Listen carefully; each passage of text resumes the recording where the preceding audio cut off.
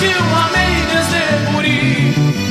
Flor de tuna, camotim de mel campeiro, pedra rola das quebradas do Inhambi. Ouve o canto gaúchesco e brasileiro desta terra que eu amei desde guri. Flor de tuna, camotim de mel campeiro. Sejam todos bem-vindos à solenidade de lançamento do livro Recordar é Viver Outra Vez, de autoria do Dr. Hélio Faraco de Azevedo. O evento tem o apoio da Ordem dos Advogados do Brasil, seccional do Rio Grande do Sul, da Escola Superior de Advocacia da OAB-RS, do Instituto dos Advogados do Rio Grande do Sul e da Fundação Lions Clube Distrito LD3. Compõe a mesa as senhoras e senhores. Secretária-Geral da Ordem dos Advogados do Brasil, seccional do Rio Grande do Sul, doutora Regina Guimarães, representando a OAB-RS. Autor da obra em lançamento, Dr. Hélio Faraco de Azevedo. Conselheira seccional e diretora-geral da Escola Superior de Advocacia da OAB-RS, doutora Rosângela Herzer dos Santos. Conselheira seccional da OAB-RS e presidente do Instituto dos Advogados do Rio Grande do Sul, doutora Sulamita Santos Cabral.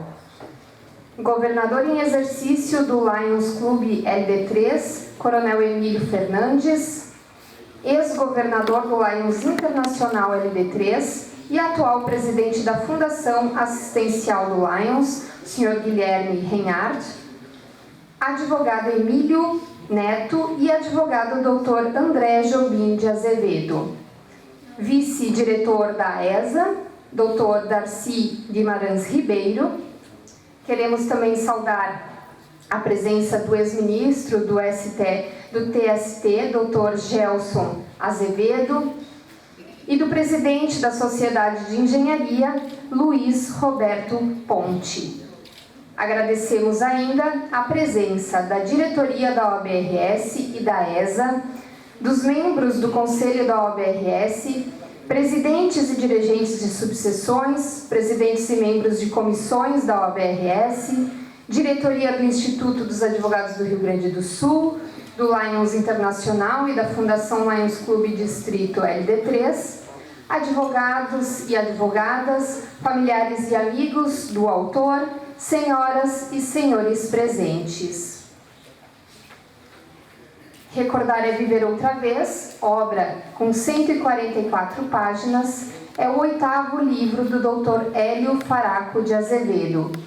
Prefaciado pelo Dr. Cláudio Lamáquia, traz ricas vivências pessoais, profissionais e temas relevantes, como as relações de amizade, a corrupção, problemas brasileiros e outras vivas recordações. Na obra, nota-se a profunda e sincera preocupação social e solidária do autor, que batalha para um futuro de desenvolvimento para nosso país e que tem a consciência de que vale a pena viver com intensidade, princípios e muito trabalho. Neste momento, convidamos a diretora-geral da ESA-RS, doutora Rosângela Herzer dos Santos, para fazer uso da palavra. Boa noite a todos, sejam muito bem-vindos à nossa Escola Superior de Advocacia da OAB do Rio Grande do Sul. Quero aqui cumprimentar a todas as autoridades da mesa e esse cumprimento eu faço também em nome do nosso vice-diretor-geral da escola, Dr. Darcy Guimarães Ribeiro. Cumprimento a doutora Regina Guimarães, que representa aqui não só o presidente Ricardo Breyer, mas também toda a diretoria da OAB do Rio Grande do Sul. A minha querida e sempre amiga, doutora Sulamita Santos Cabral, para nós sempre, né, a eterna secretária-geral, né, Regina, que me permite, da OAB do Rio Grande do Sul. E hoje, né, grande e ilustre presidente do nosso Instituto dos Advogados do Rio Grande do Sul. Um instituto que é o criador de tudo isso, né, de todos os cursos de direito e da nossa própria escola, da nossa ESA, que é foi a primeira escola da advocacia criada no Brasil. Mas os cumprimentos especiais, em nome da nossa escola, são direcionados ao Dr. Hélio Faraco de Azevedo, a quem muito nos honra de estar hoje aqui dividindo e compartilhando as suas experiências de vida, sua trajetória profissional, enfim, né, com toda a sua juventude de alma, de essência, em tantos eventos que aqui participa na nossa escola. Isso nos serve de estímulo, de alegria e de provocação, né, para tantos aqui que ficam, de repente, numa zona de conforto. Então, esse momento também é um momento de agradecimento, e aqui tem o cumprimento, recebe os nossos cumprimentos especiais à família do Dr. Hélio, os seus convidados e a todas as autoridades, né? Hoje o brilho é o Dr. Hélio e dos que aqui vão falar, né, André, da obra que deixada aqui pelo Dr. Hélio, que nos inspire sempre essas atitudes e a sua trajetória. Quero ainda registrar que, para quem não conhecia esse estabelecimento, esse auditório, essa nova sede da nossa escola, dizer que ela foi projetada e pensada exatamente nesse espírito que aqui a gente se encontra, que é chamada, né, Regina, a OAB Cubo, né, pelo significado do próprio termo, que significa conhecimento. Então, que esse espaço aqui do conhecimento seja cada vez mais rico, não só com recursos técnicos, jurídicos, mas também com lições de vida, de amor e de integração, né? Nosso muito obrigado, em nome da nossa escola, pelo privilégio de estarem aqui conosco, como também a todos os membros e autoridades do Lions Club que aqui se encontram presentes.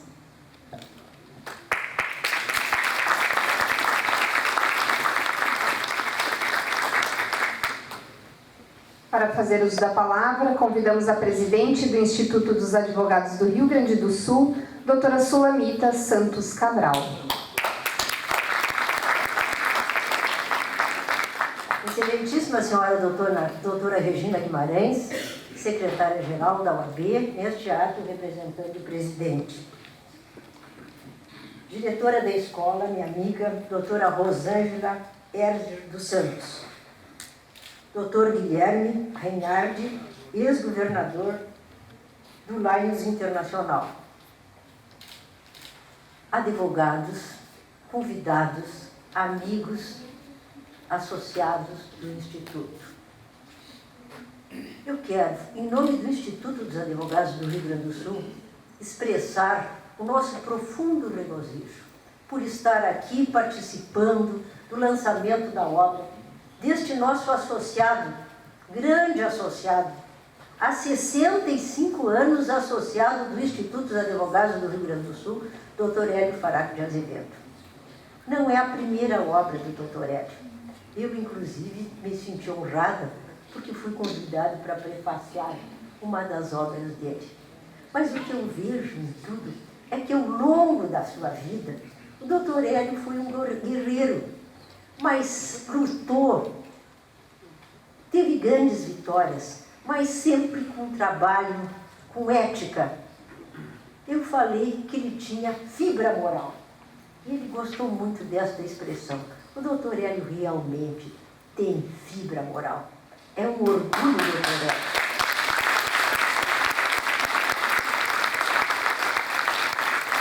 É um orgulho participar deste momento. Mas eu acho que a vitória não é só do Dr. Hélio. É do Dr. Hélio e da Nara, porque a Nara está junto com ele há muitos e muitos anos. Há 68 anos que ela o acompanha. Então, Nara, em nome de todos, especialmente, me perdoe, em nome das mulheres, nós queremos te dizer que nós temos que agradecer e seguir este exemplo maravilhoso que tu és.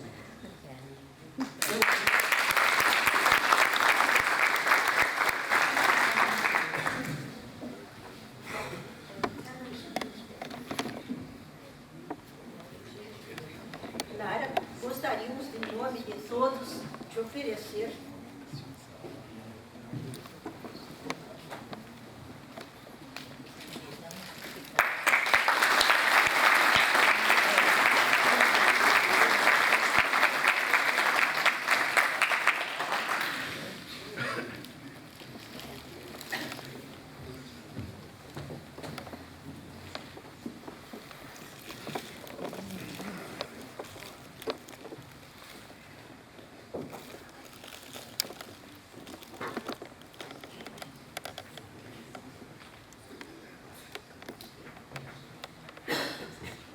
Passamos, neste momento, a palavra à secretária-geral da OAB-RS, doutora Regina Guimarães, para fazer a sua saudação.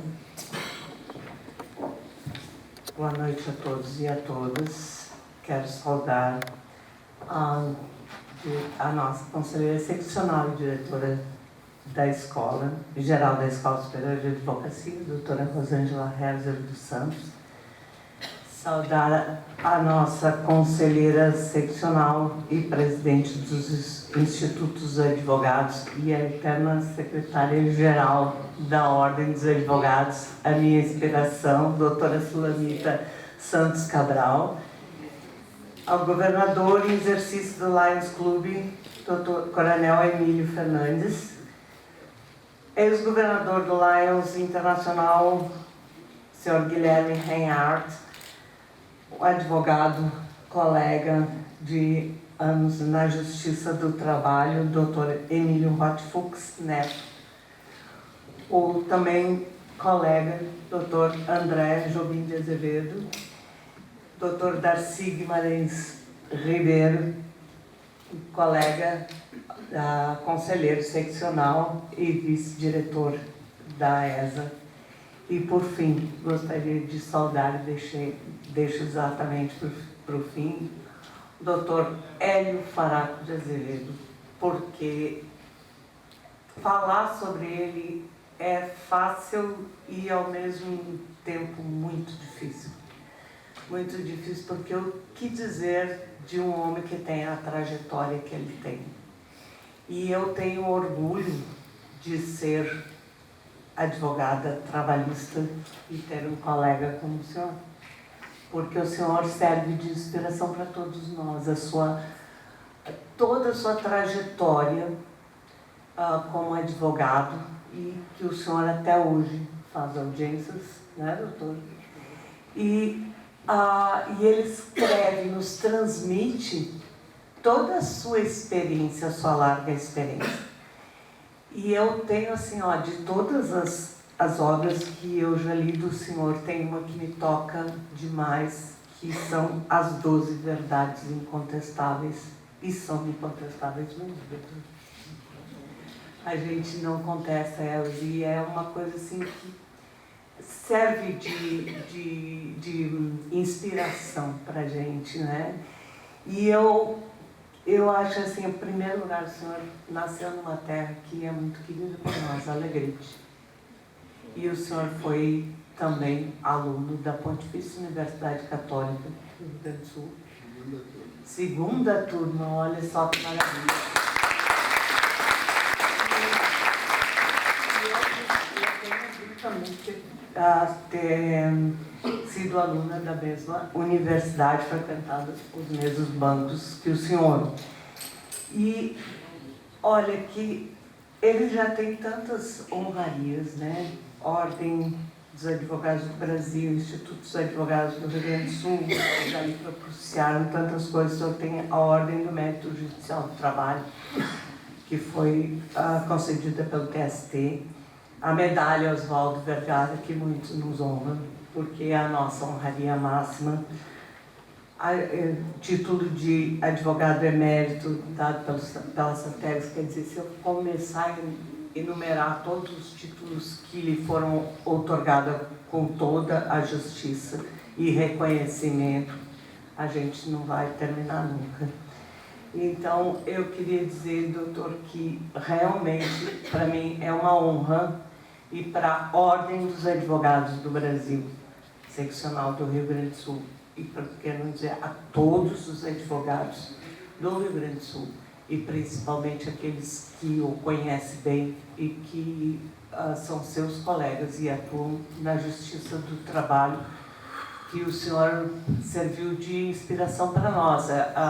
Na realidade, o senhor começou fazendo advocacia sindical do lado dos empregados e, posteriormente, o senhor passou a ser advogado de empresas, e é isso que lhe deu o equilíbrio de como agir na defesa dos interesses. O senhor sempre tem uma visão tanto do lado do empregado, do ipso-eficiente, né, como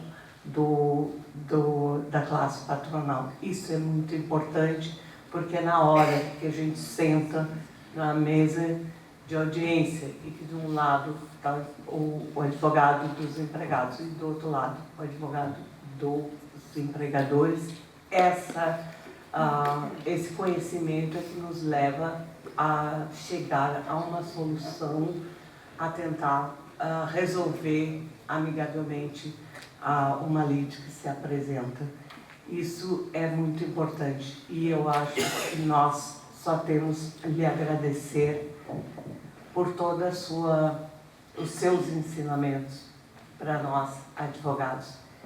Então, muito obrigado, doutor Hélio, e principalmente para esse novo livro aqui, que deve ser Recordar é Viver Outra Vez. Realmente acho que é. Muito obrigada.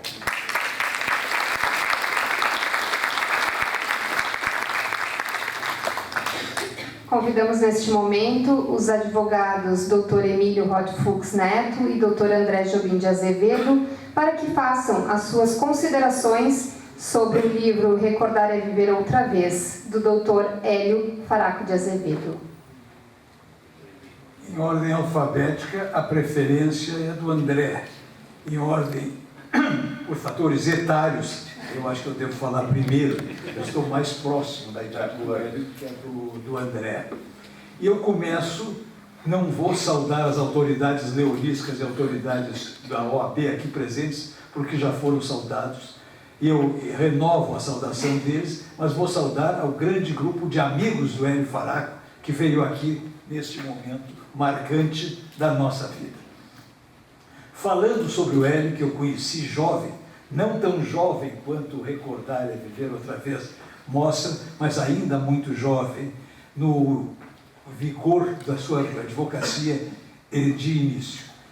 Aquele jovem pobre que veio de Alegrete e aqui chegando se tornou comunista, porque na época ser comunista era sinônimo de inteligência, embora nem sempre correspondesse. Por causa da sua inteligência, em seguida deixou de ser comunista.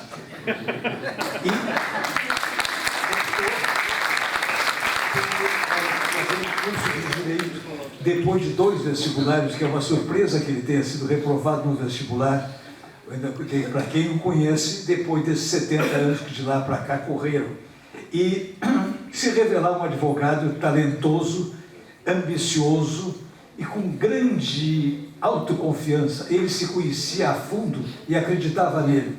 E porque acreditou nele, que deu o resultado que nós estamos vendo aos 90 anos, quando nem sequer se admite que ele tenha 90 anos, não parece mais de 60.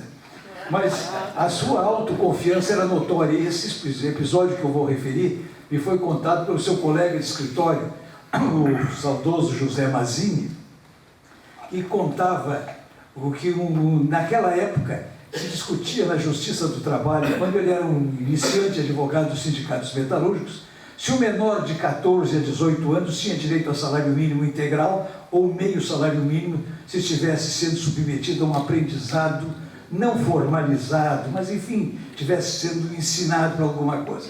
Essa era uma discussão que chegava frequentemente na Justiça do Trabalho. E o Hélio defende um menor que trabalhava numa metalúrgica, discutindo este problema, se ganhava meio salário mínimo inteiro, e ganhou a ação, aliás, era normal ele ganhar as ações.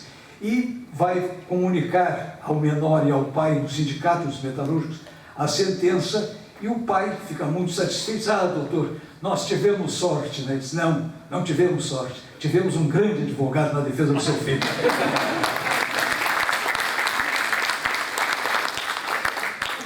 E a partir daí, parece que o acaso cruzou com o Hélio no momento que ele encontra na Rua da Praia o saudoso doutor Antônio Fagundes Garcia, com quem eu também tive um contato muito próximo no início da minha profissão.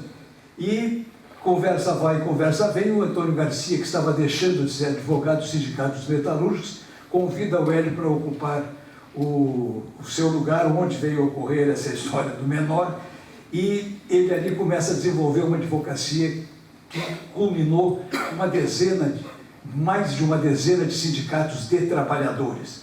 E tanto ele se destacou como advogado, que um dos seus adversários, uma das suas vítimas, que era o então comendador Heitor Pires, titular da Pepsi Cola aqui em Porto Alegre, sempre vítima das ações do Hélio, o convida para ser advogado, e o que ele só aceita se, para que ele lá entrasse, a Pepsi Cola liquidasse todas as ações que ele, Hélio, tinha como advogado contra ela. Satisfeito esta preliminar, o Hélio assume a advocacia e mais tarde a direção da Pepsi Cola, onde se revela um homem de talento naquele tipo de mercado daquela época, quando a Pepsi Cola, aqui no Rio Grande do Sul, superava a Coca-Cola em vendas. Foi um episódio muito raro e localizado aqui graças ao então comendador Heitor Pires e com o auxílio do Hélio Faraco e outros mais.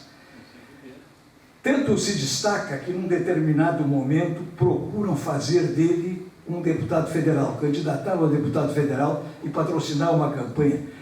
Coisa que, diga-se de passagem, eu entendo que ele deveria ter feito, porque ele tem todos os requisitos para brilhar numa Câmara de Deputados cuja qualidade nós todos conhecemos e cada vez mais dela nos arrependemos. Mas ele optou por continuar como advogado e está muito bem. E ainda sua qualidade se fazia presente quando ele é convidado a preencher uma vaga no Tribunal Federal de Recursos, na época, o que corresponderia hoje ao Superior Tribunal de Justiça. Recusa também essa indicação e opta pela continuação da sua advocacia. E teve um lance de inteligência peculiar, a sua inteligência, que ele não se confinou à advocacia trabalhista, como eu e outros tantos fizemos ao longo da vida. Num certo momento, quando ele mais brilhava na Justiça do Trabalho, ele expande os seus horizontes e passa a brilhar como um advogado completo, em todos os campos, é no civil, é no tributário, é no societário, por aí afora, e se torna um nome de respeito nos meios jurídicos do Rio Grande do Sul e em Brasília, onde estão os tribunais em que ele postulava. E esta sua atividade levou a que viesse a receber da ordem da Câmara Municipal de Porto Alegre o título de cidadão porto-alegrense. Recebeu do Tribunal Superior do Trabalho a ordem do Mérito Judiciário do Trabalho no grau de comendador. Foi proclamado advogado emérito pela Sociedade dos Advogados Trabalhistas e Empresas do Rio Grande do Sul, além da carreira brilhante que desenvolveu no Lions Club, onde entrou como fundador de um clube de um bairro de Porto Alegre e terminou como governador. Mas este homem de 90 anos, que tem este passado que nos chama a atenção, tem também uma grande visão de futuro. Ele vê, como alguns de nós estamos vendo, a situação de hoje do Brasil. Um Brasil com 13 milhões de desempregados, um Brasil num impasse, a situação econômica cada vez mais difícil e uma legislação trabalhista construída antes de 1943, consolidada em 1943, com leis dos anos 30, e reformada agora recentemente numa reforma que não chega a ser a grande reforma que se faz necessária. Mas uma legislação que partiu de um país de 40 milhões de habitantes, de economia predominantemente rural, para se aplicar num país de 210 milhões de habitantes, de tendência industrial e com população predominantemente urbana. com a era da informática, com a terceira revolução tecnológica aí, e nós vivendo princípios das leis que vigoraram há 70 anos atrás para proteger o trabalhador. Trabalhador que está protegido, ele tem toda a proteção, só não tem o trabalho que ele precisa. Não é o desemprego do empregado de carteira de trabalho anotada e assinada, como se diz, é o trabalho independente de ser empregado, de ser autônomo, de ser terceirizado, de ser... e por aí tantas designações depreciativas, dadas principalmente pelo Judiciário do Trabalho, para aqueles que não são formalizados, porque na visão do Judiciário do Trabalho todo mundo é empregado, todo mundo tem todos os direitos, porém tem os direitos de perder o trabalho. E o Hélio faz o lançamento, uma proposta de uma situação de emergência que me faz lembrar a Alemanha de 1945. Se na Alemanha de 1945 nós fôssemos pensar em 8 horas de jornada, horas extraordinárias com 50%, 13º salário, proibição de trabalho insalubre, etc., etc., a Alemanha estava até hoje cumprindo a lei e não teria se reerguido. Então, o que se propõe?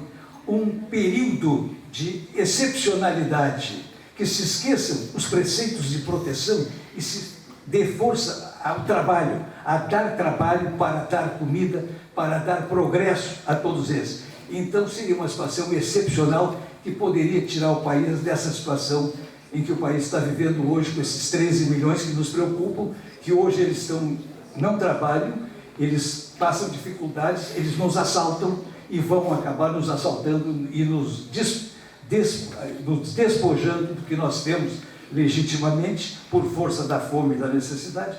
É a proposta do Hélio, é a visão de um homem de 90 anos para um futuro de outros tantos 90 anos ou mais para o Brasil. É isso que eu tenho do Hélio e acho que ele merece a homenagem do abraço de vocês.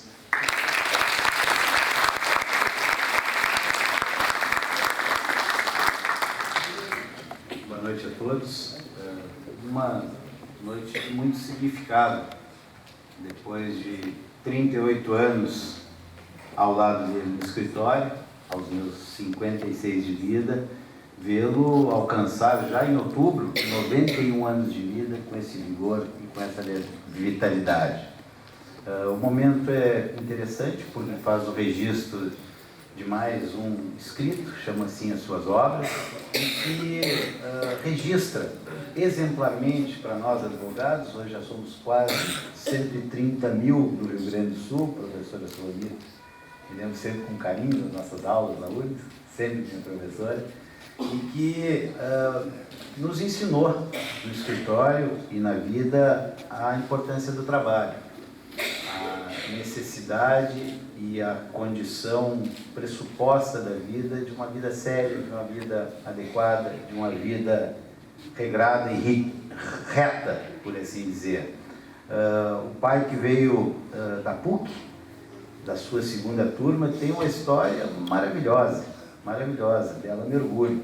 Alguém que veio, numa expressão até do próprio Alegrete, veio para a capital, com uma mão na frente e outra atrás, veio de início com insucesso por ter sido reprovado no vestibular, tomou uma chamada forte ao seu pai, que com esforço conseguia mantê-lo aqui em Porto Alegre, e que percebeu e foi capaz de atender um apelo do seu pai no sentido de transformar-se num homem sério, num homem que quer construir uma vida e que foi capaz de fazê-lo.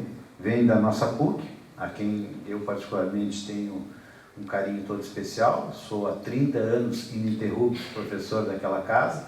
A convite, aliás, nem sei se o meu querido amigo Dr. Gelson Azevedo lembra, deve lembrar, foi ele quem me convidou 30 anos atrás para lecionar naquela faculdade. Desde lá não saí mais, divido as manhãs e as noites e as tardes, os dias inteiros também com o professor Darcy, na outra disciplina que leciono, além de trabalho e processo civil, rico colega. Divido a advocacia desses anos todos com os colegas e trilhando o rastro de boas coisas que fez o pai, e, portanto, me beneficiando, sim, da sua história, do seu legado, da sua história na vida profissional. E alguém que chega aos 90 anos com esta disposição de jovem, Idade, alguém mentiu que se mede pela cronologia dos anos. Não sei se é exatamente isso. A sua disposição é de um jovem adolescente, inquieto, nervoso, ansioso, louco para fazer tudo na vida, como se já não tivesse feito exatamente tudo.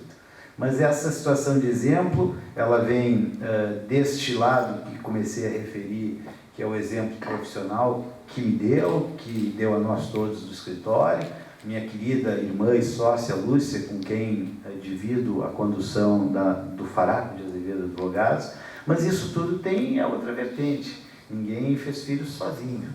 E já foi aqui referido, e também é incomensurável o sentimento e o carinho por quem construiu firmemente com ele essa vida toda, que é minha mãe, a Nara.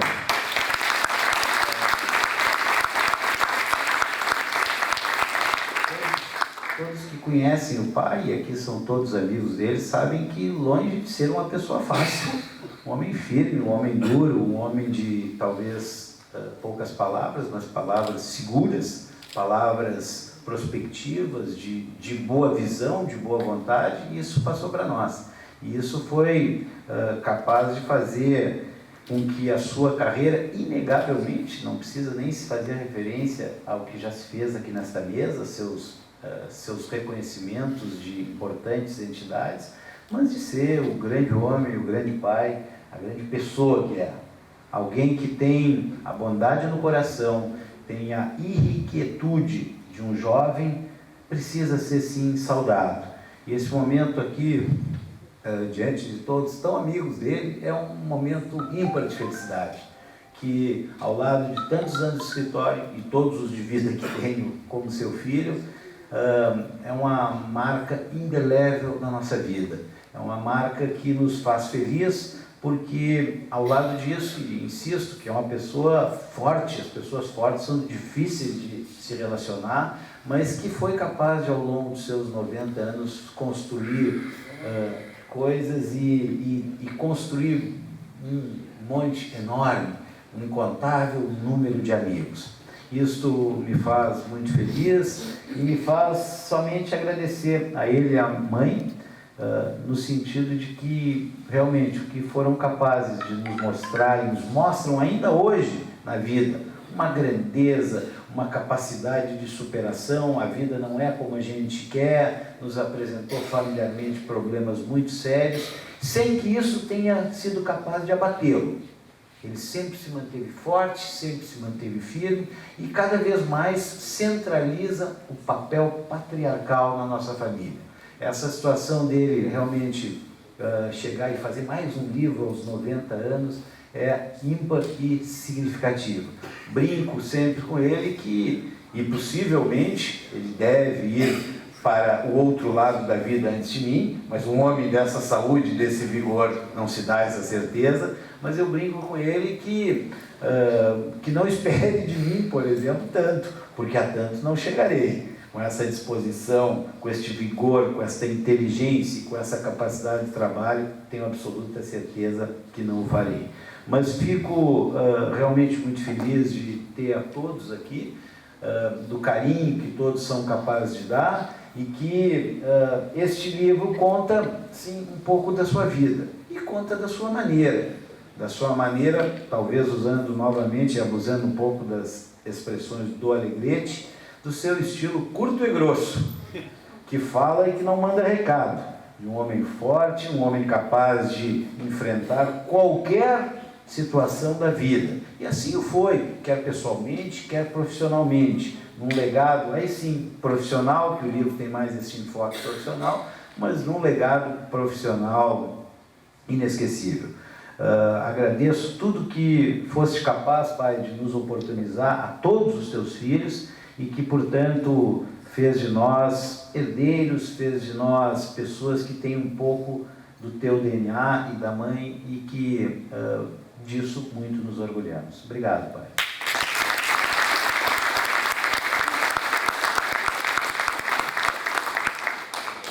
Queremos registrar e agradecer a presença do segundo vice-presidente do TCRS, César Miola.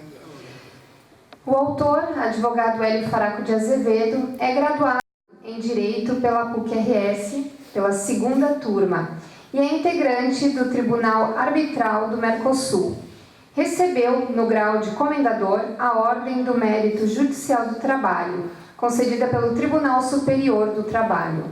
Recebeu também a medalha Oswaldo Vergara, concedida pela OAB-RS, pelos relevantes serviços prestados à classe dos advogados. E o título de cidadão honorário de Porto Alegre, concedido por unanimidade pela Câmara Municipal no ano de 2001. Além do título advogado emérito, concedido pela Sociedade de Advogados Trabalhistas do Rio Grande do Sul em 2003. Neste momento, passamos a palavra ao autor, Dr. Hélio Faraco, que irá falar um pouco mais sobre a sua obra, Recordar é Viver Outra Vez, e sobre o projeto de enfrentamento ao desemprego.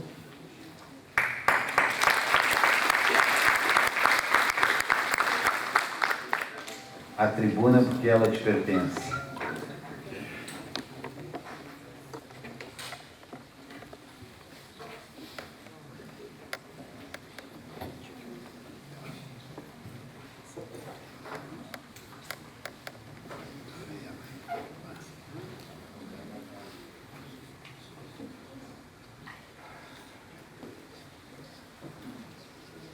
Saúdo todos os integrantes da mesa da mesma forma, porque são todos amigos, igual aos amigos que estão sentados na plateia.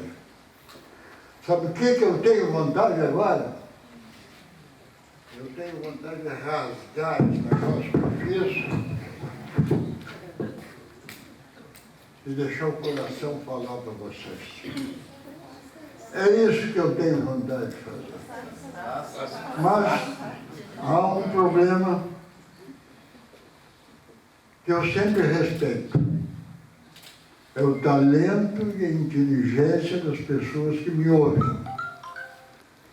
E que, de conseguinte, eu devo a eles alguns minutos de sabedoria.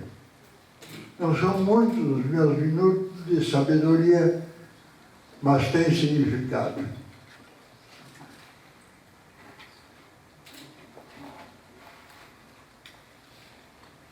Meus amigos, minhas amigas, eu estou aqui. Eu estou aqui como representante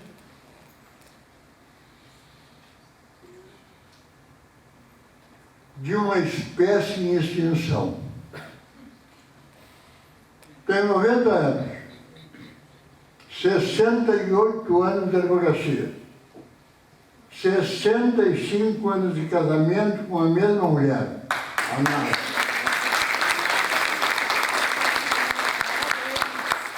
59 anos de live, que é a contribuição que eu faço de natureza social do muito que a sociedade me tem dado. Eu estou ainda trabalhando diariamente, de manhã e de tarde. Vou morrer trabalhando. Por que lhe estou dizendo isso? É deliberado.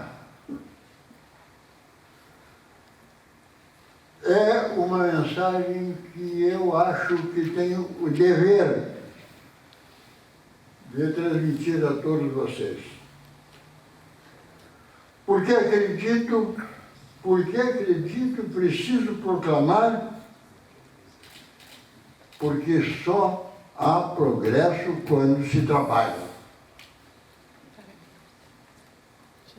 Terminada a guerra, o Emílio fez uma referência a isso, esfacelada a Alemanha, derrotada a Alemanha, tinha que tomar providências de caráter excepcional para tentar sobreviver.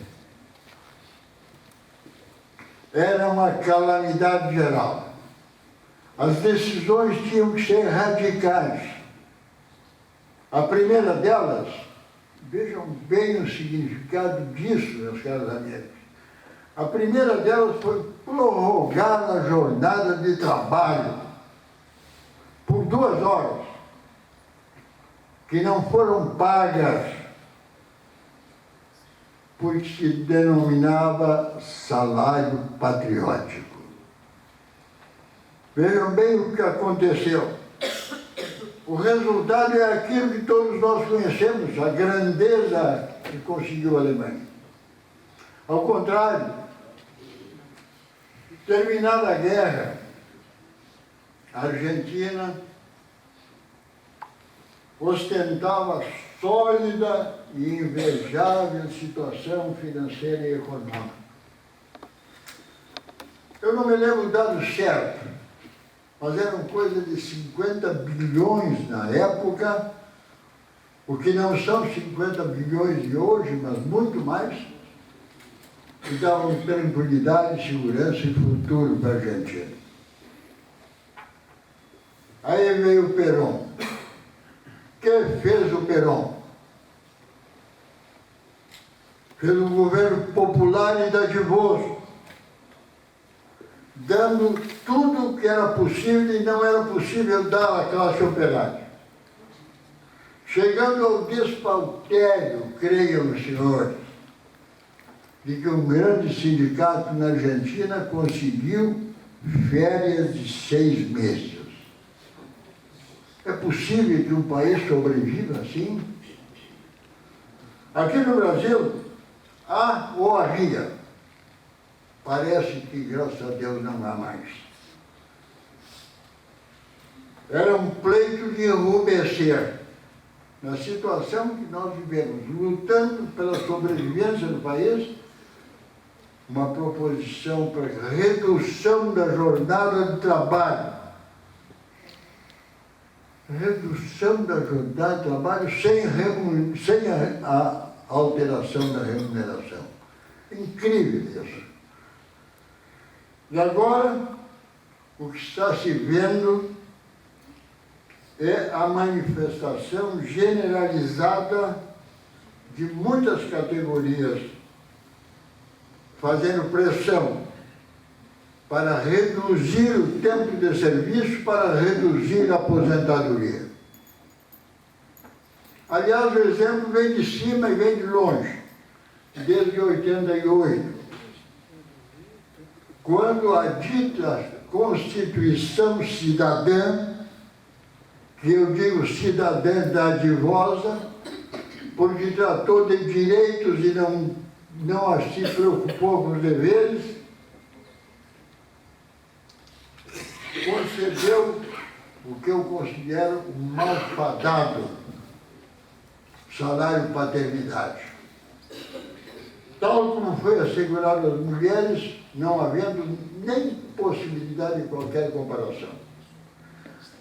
Esse malfadado dispositivo constitucional só faltou dizer que o homem deve gerar filhos e parir filhos. O que não se quer entender, e tem que se entender, é que sem trabalho não há progresso. O país não pode suportar mais favorecimentos injustos e injustificáveis, todos eles em prejuízo da coletividade. Vou dar um exemplo. O Uruguai, há 50 anos atrás, quando eu era menino, desfrutava uma situação excepcional. Os mais velhos devem se lembrar quando não tinham shoppings no Brasil, Montevidéu tinha o famoso Gato Chaves. Nós nos deleitávamos com o catálogo de Gato Chaves, que tinha tudo, que nós não tínhamos aqui. O Uruguai vivia uma situação excepcional, com o seu povo com um excelente padrão de vida.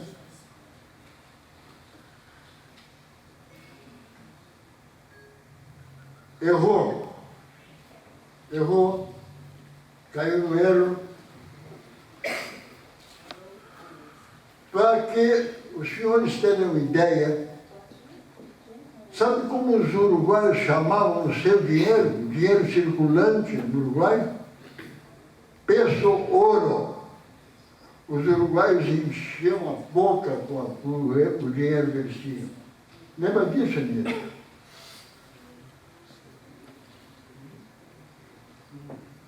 E aí foram as concessões. Concessões pelos mais pobres, concessões pelos remediados e concessões pelos ricos. Isso aconteceu no Uruguai.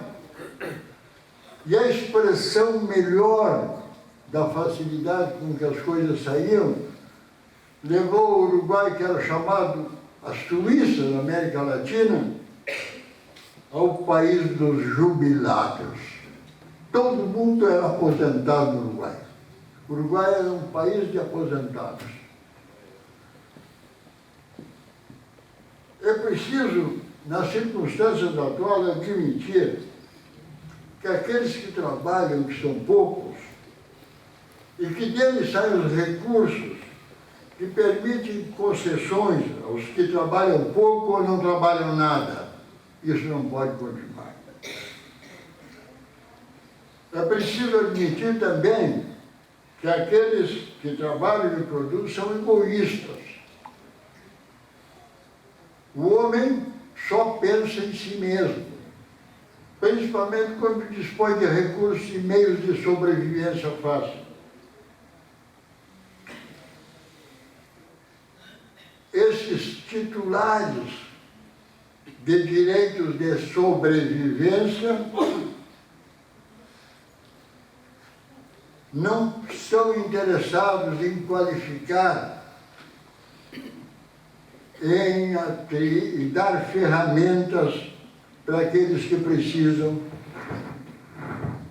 e que têm ambições que não são atendidas.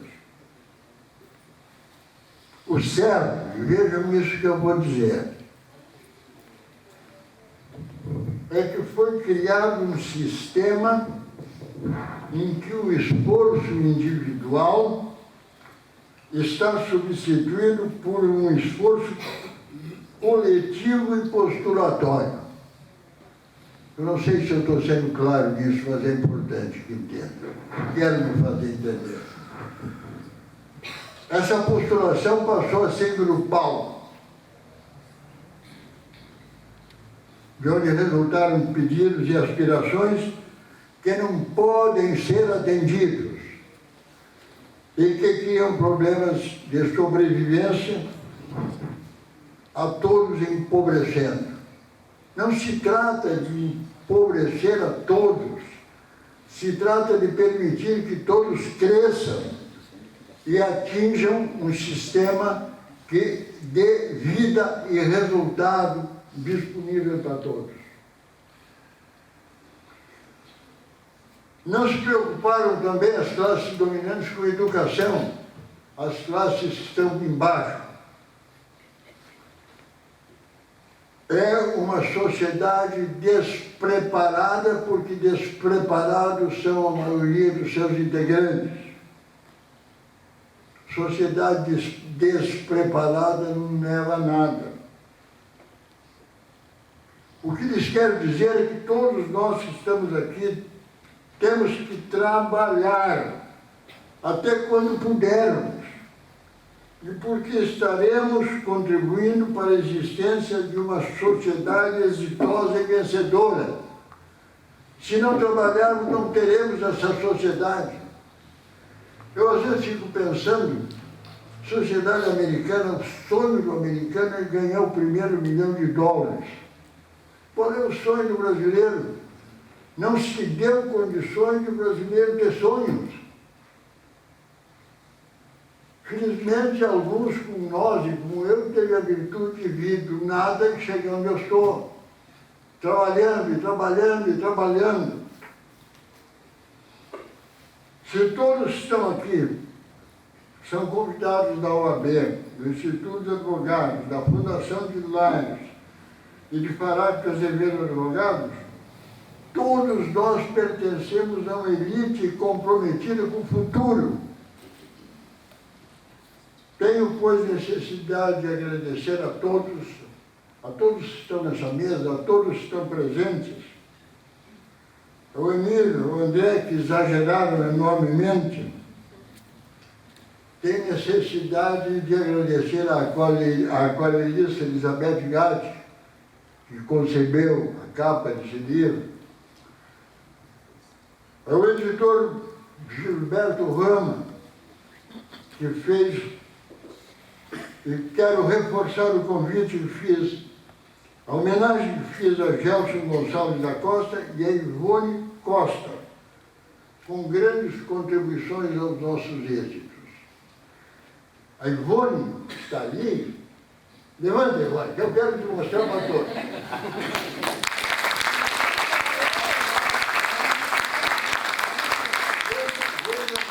Vou dizer, a Ivone está trabalhando conosco há 29 anos. A Ivone faz a contagem de prazos que são, às vezes, centenas de um dia ou uma semana. A Ivone nunca errou na contagem do prazo.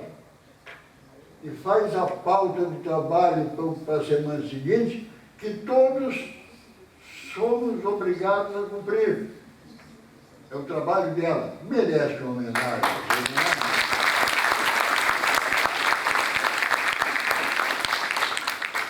A todos, a minha gratidão. Obrigado pelo prestígio da presença numa noite chuvosa. Acho que todos que estão aqui, pelo brilho que eu vejo nos olhos, são amigos. Aonde eu ponho os olhos, vejo amigos. Que vieram, eu nem sei se posso dizer isso. Mas deve haver alguma razão para que compareçam aqui. São todos que estão aqui, meus amigos. Vejo os seus olhos na fisionomia de todos, eu sinto um carinho especial. Se é exagero meu, se é uma deformação, não tem importância, eu sinto isso. E quero finalmente dizer para vocês uma coisa bem simples. Amigo é uma planta rara, que só por si nasce e cresce. E no decorrer da vida, Deus só dá para quem merece. A amizade não se vende, nem existe para comprar. Quem quiser tê-la bastante, muito dela tem que dar. Obrigado a todos, vamos comprar. Ouve o canto gauchesque brasileiro desta terra que eu amei desde guri. Flor de tuna, camotim de mel campeiro, pedra bona das quebradas do Inhambi.